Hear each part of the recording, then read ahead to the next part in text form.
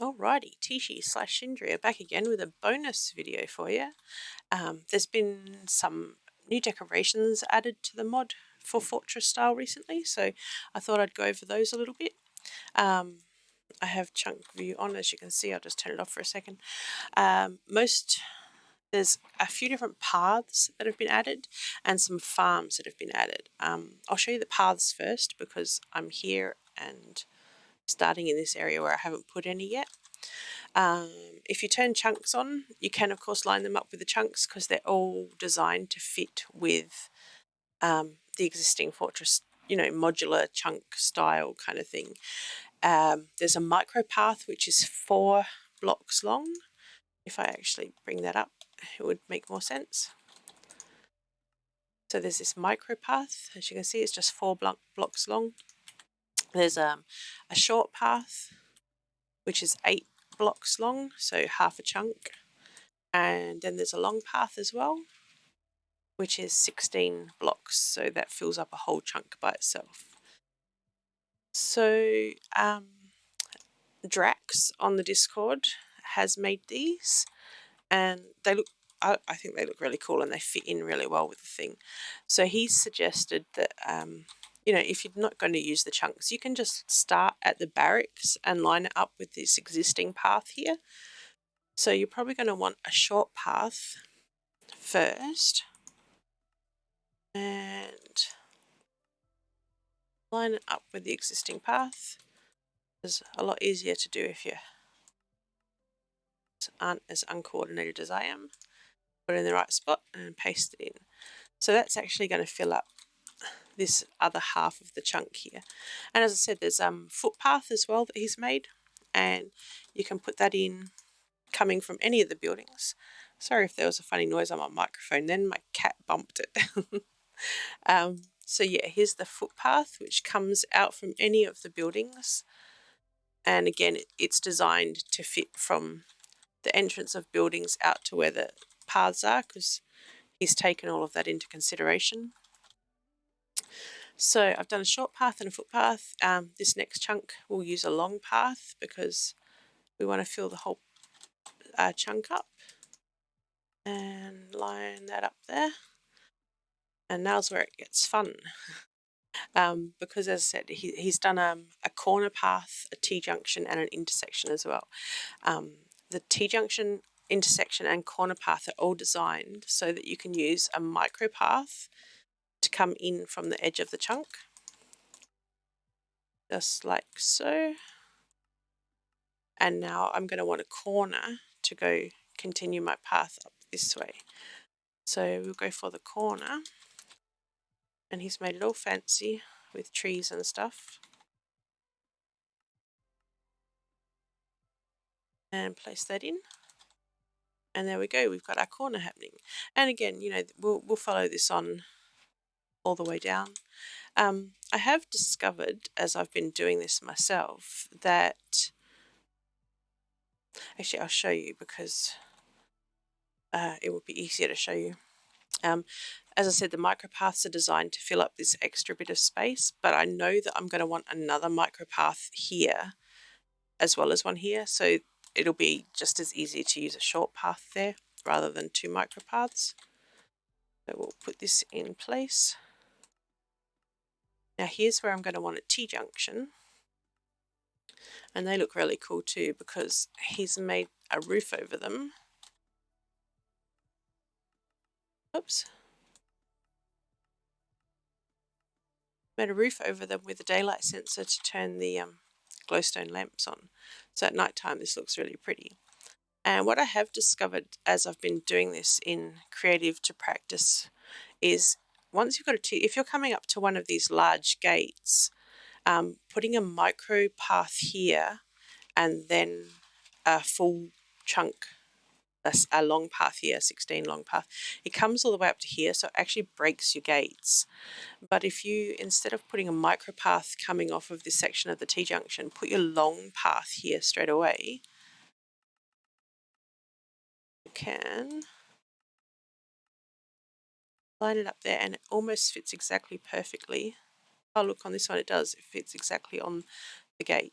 So what I've been doing is just copying his built-in lamps here and putting them either side of the doors for the gate, and that just makes it all look more it looks all more like it all blends in, and yeah, it fits really nicely there. Instead of the first time I did it, I didn't actually take any notice and totally broke the entrance to my gate.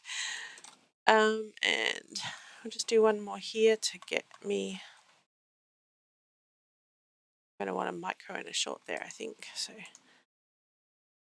it's I can't always visualize them very well until I get closer. There's my micro, my short path, and as you'll see as I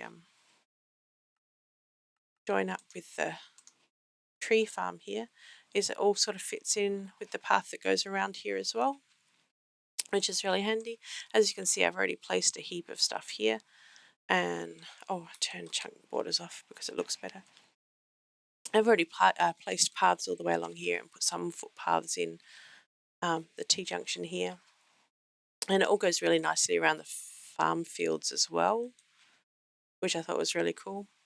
And down here I've just, this is my decorative sense. I've put a pond and a path just because I wanted to see how they lined up with the other decorations that are in, and they work really well. The only thing I had a smallest problem with was these corner decorations are, I think, 2.5 by 2.5 chunks. So there was a slight bit of decorative stuff here that got knocked out by the corner road. But you know, I don't think it's actually detracted from the area at all. And I've done it over this side of the gate as well. And also done some cheaper, this is the level 2 paths, so you can see the level 2 paths look like this. And again, this corner decoration, the corner decoration itself would normally go here. So when I've, the decoration for the market would normally, this would be the edges of it here, but because I've put the corner road in, it's actually knocked out, I think it was, 2 logs like this were here.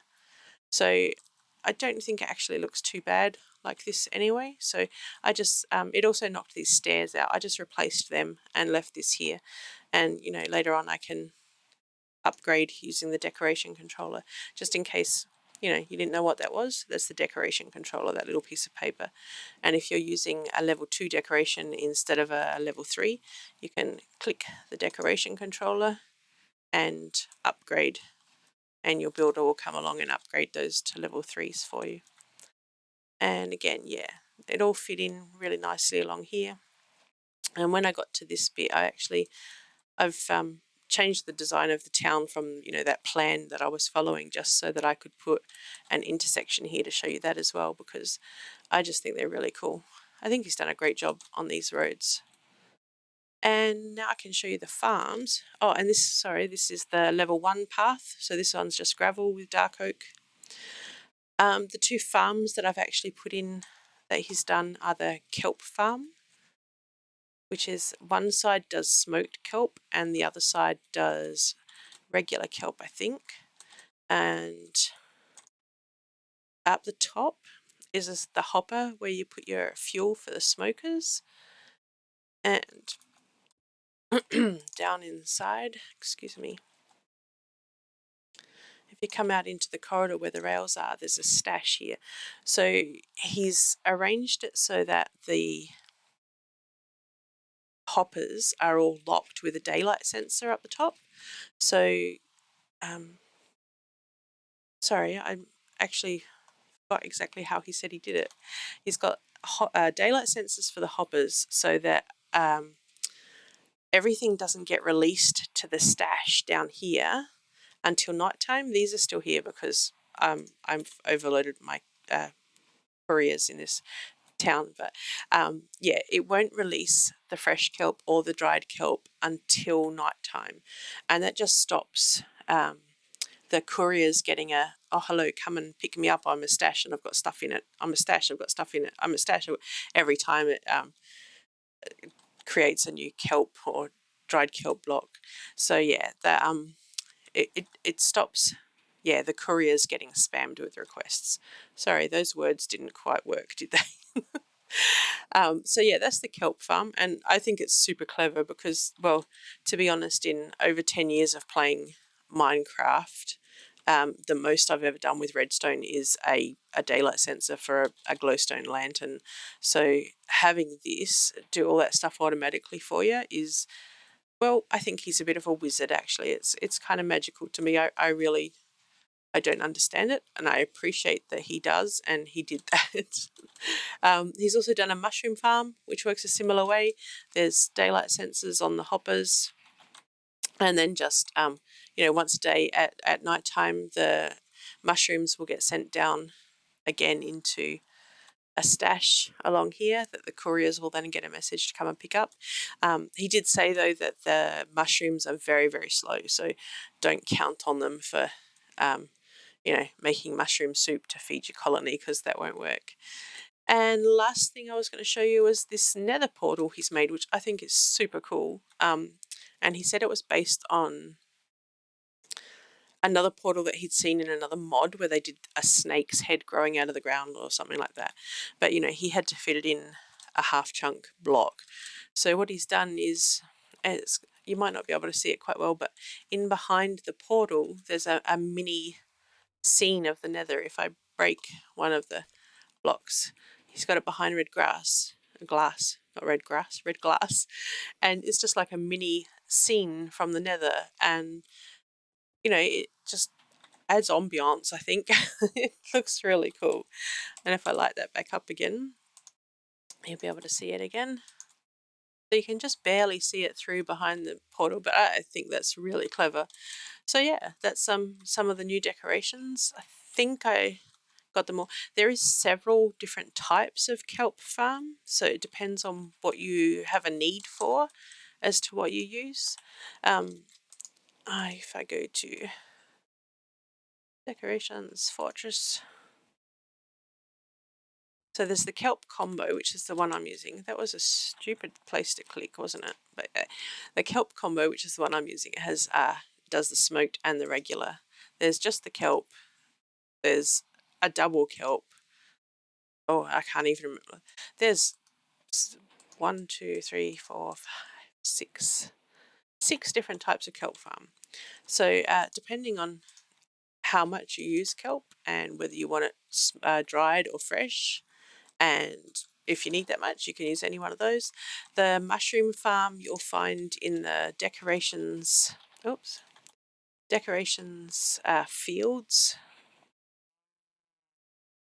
fields fortress, and the mushroom farm will be down the bottom there. And the nether portal is in the just decorations fortress. Right there. And yeah, you can place that in and get your builder to build it. So there's just a few things that add a bit more utility to the to the town, really. I absolutely love these paths. I think he's done a brilliant job on them. And absolutely love the nether portal, but I always dig groovy nether portals, just always tick my boxes. So yeah. I think that's it. Hope that was useful in some way. I'm not sure if I'll do another one of these, but I really wanted to show those off because I think he's just done a great job on them. So have fun, enjoy your game, and I'll see you next time. Bye.